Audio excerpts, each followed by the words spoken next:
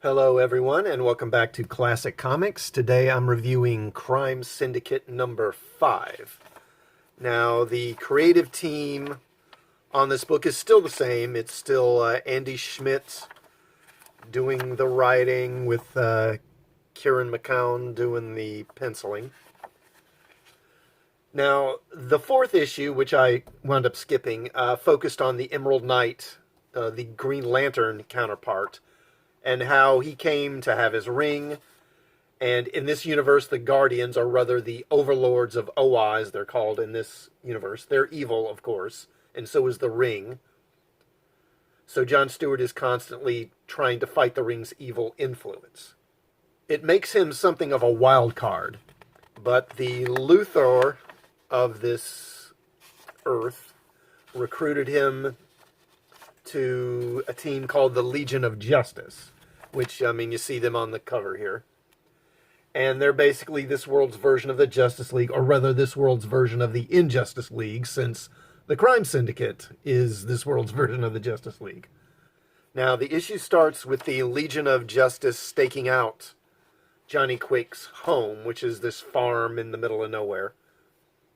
And this team includes the Earth 3 version of Red Hood, who is Harleen Quinzel on this Earth, and also Lonar, who is one of the new gods, Sinestro and Emerald Knight. And then these two, who are this world's versions of Giganta and Pantha, they're trying to sneak through the barn, and they find Johnny Quick's dead family. He murdered his own family. And then they get ambushed by Atomica and Johnny Quick, and a battle ensues. And during the battle, Emerald Knight catches Johnny Quick in this cage, but then he starts to vibrate out of it. And then Emerald Knight creates, I guess this is some kind of green flame. I'm not really sure what it's supposed to be. But it apparently kills Johnny Quick, although Atomica, who is this world's version of the Atom, she manages to slip away. Now, then we go to, we're told this is the next morning, right? The next morning. And the battle took place at night. And so now it's daytime. So we know, I mean, probably at least a couple hours have gone by.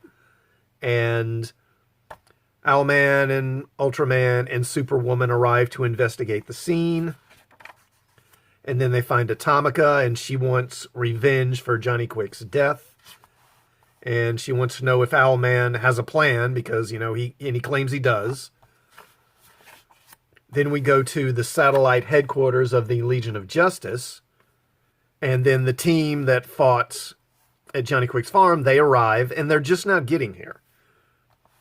And then they argue about, you know, how the battle should have been handled. Did they send the right people, etc., etc. Now, while they're arguing, these nanites that Owlman placed on Luthor in the last issue, they leave Luthor. They leave his person and they move into the satellite computers. And they disable the satellite, cut off the defenses. And then the Crime Syndicate arrives. And a battle ensues. And, you know, the visual storytelling of the battle is not great.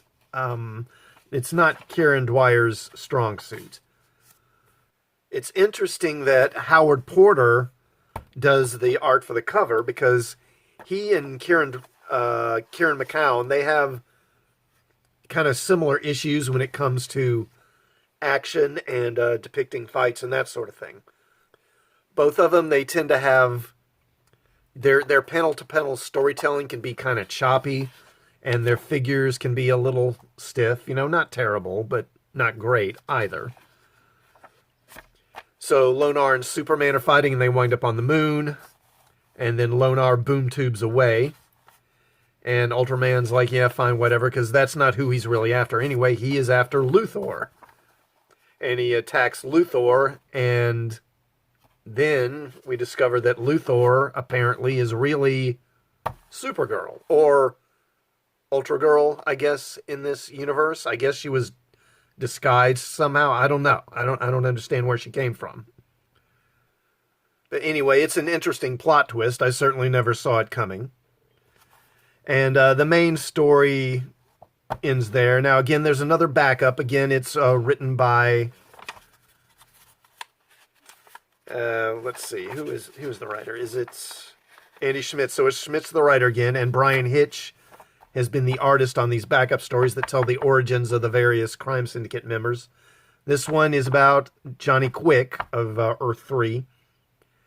And basically, he grew up dirt poor on this farm, and his father was very abusive, and they were raising fighting dogs, for dog fights. And he felt bad for the dogs and let them go. So his father really beat the crap out of him, and then he was going to set, ignite this gasoline to burn the house down, but then he gets struck by lightning while he's doing it, and that gave him super speed. And, it's okay. Again, these backups are so short. It's only about, 4 pages. So, there's not much to it. But, Brian Hitch is the artist. He's good. And so it's okay for what it is, but there's just not much to it. The main story is okay. I like the plot twist with Ultra Girl here at the end of the story. Again, that came as a big surprise. I didn't see that coming. We're told that the Crime Syndicate arrives at the farm the next morning. And again, this battle took place during the night, or at least close to dawn, or before dawn. As you see, I don't know, it kind of looks like maybe dawn is approaching here, kind of towards the horizon. It's kind of a lighter color, like the sun is coming up. But still, there's been a significant amount of time.